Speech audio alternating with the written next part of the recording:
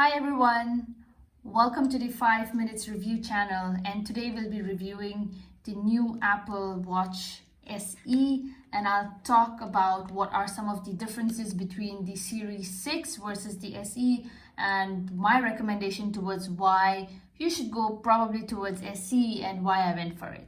All right, so if you've have an Apple Watch before, you'll more or less realize that the box is pretty much the same. In my case, I actually got the gold aluminum case with pink sand sports band. I actually got this golden Milanese loop later on because I really wanted this, but when I went to the store and got it, all they had was a pink sand band, so I had to go for it basically.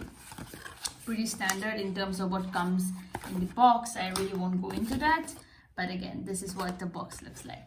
Let's keep all of this aside and talk about the watch itself. Now, from a design perspective, both of these are very, very similar. They have the same design. So be it your 6 or your SE, they have the same display and resolution. So more or less, you'll kind of get the same viewing experience that you can find in both the devices. Now, talking about the experience as well, it's water resistant, both SE and 6, so you can go out for a swim, drop them in the water, and they'll be fine. The things with Series 6 is, of course, it has a bit more design and choices, but again, I did not want the new blue and I did not want to shell out the extra price. Now, from a pricing standpoint, SE, which is this particular watch, it costs around $279 US versus the 6 that costs you around $379, which is more expensive. Of course, there are a bit more features on the 6 that are not there on the SE, which I didn't feel like that was important, so I did not get. Now, what are those features that are not there on 6? Or that are not there on SE but available on 6 that I just found I could live with as well.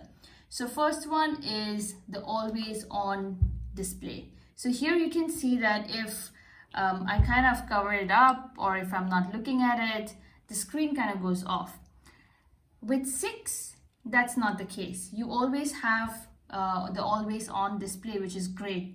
In addition to that, the two other features that are present as well is your blood oxygen monitoring, which again I did not really think was extremely important, especially for me. I'm quite happy with my heartbeat monitoring, which is present here, by the way, so it kind of works well for me.